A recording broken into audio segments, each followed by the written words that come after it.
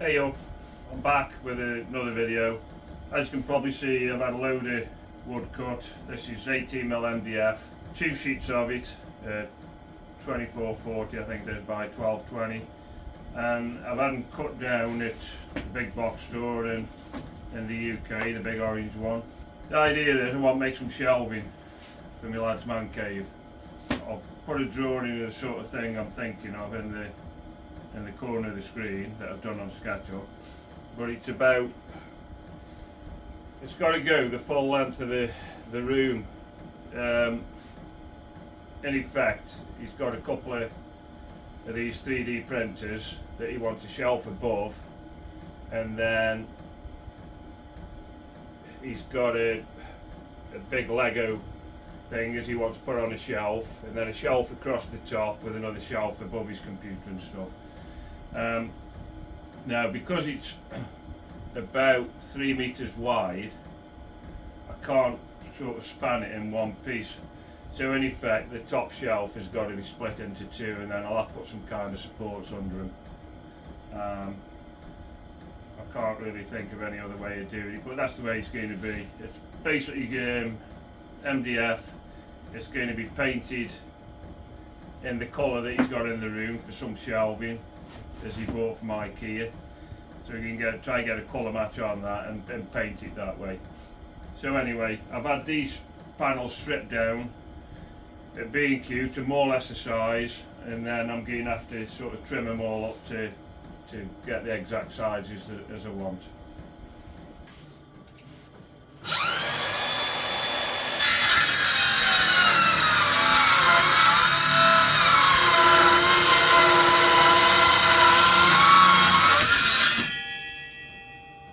The circular saw I'm using here really, and it doesn't seem powerful enough for cutting through this, but it's the only one I've got at the moment. It's this battery one, and I've got it running on this Evolution track, but I have been toying whether to buy a proper track saw.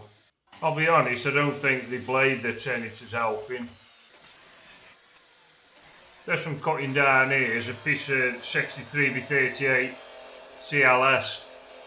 I wanted some pieces around about 15x25, and it's just cheaper to buy a bigger piece really and rip it down.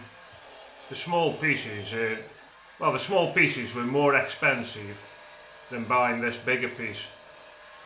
So anyway, it's a no-brainer. Just trim them down if you can. This piece here I'm gluing together now. This is the trim for across the top shelf. Like I said, because the longest piece is about 2400, so I've got to add about 400 to 500 mil to it. The overall length will need to be around about 28, something around there.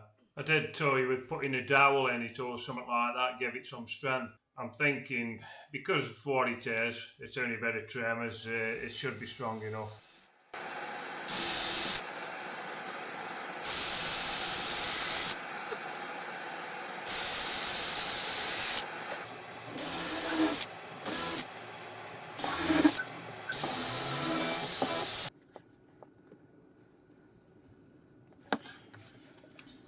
This bit I'm fitting here now, which is a shelf support, I found out I'd fitted the wrong piece, and it should have been a shorter one, so I ended up having to cut this down.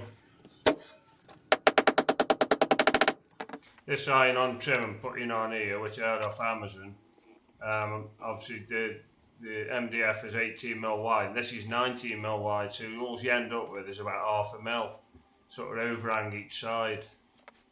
So you've got to be pretty careful when you're putting it on. Right, the bit I'm using, I don't know if you can see it, but anyway, it's a very small round over, just for taking the edge off it. I think it's something like 1.6 mil round over. I can't get it focused on there, I don't think. But anyway, that's what it is.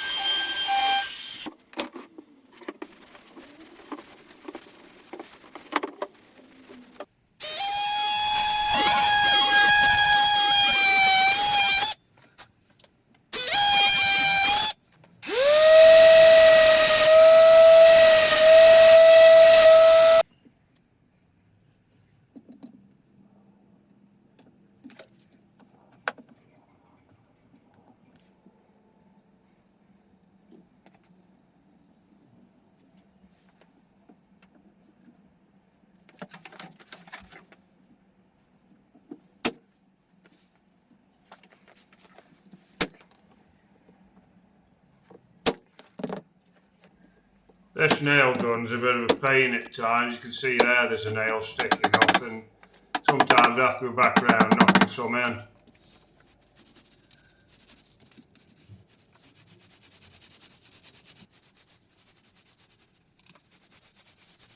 Right, everything's had a coat of this MDF sealer, Rustin's MDF sealer. And what I'm going to paint it with now is this Valspar paint that we've had mixed at the big box store, the one with the big orange box store. Now it says somewhere, 3-in-1. Basically, it primes, undercoats and finishes. Now I've given it a bit of a go on a bit of scrap, and it didn't turn out too bad. The roller I'm using is one of these Two Fussy Blokes.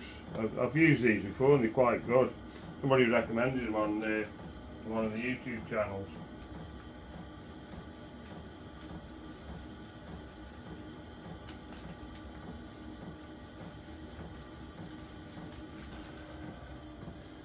I don't know if you're getting that, but it's actually coated quite well. First coat, it's really good. Obviously I'll paint everything else now and then give it a rub down and then a second coat.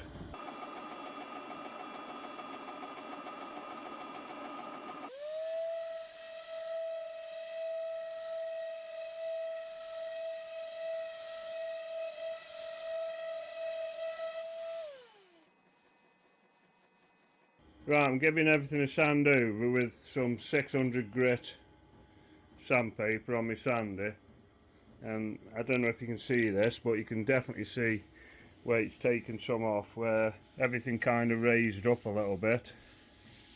But I mean, it feels really smooth now, so hopefully the next coat of paint will be the final one. Right, they've all had 2 coats. To be fair, the finish looks pretty good. I mean, obviously you're not going to get like a spray quality finish. I'm happy enough with it anyway. I think it'll be alright. I mean, obviously I don't know how hard wearing it is, but it won't get a lot of hammer anyway. But they did say in the shop as it was for furniture and stuff, so we'll see how it goes. This is the space here where the shelving's going to end up going, which is over the top of the computer.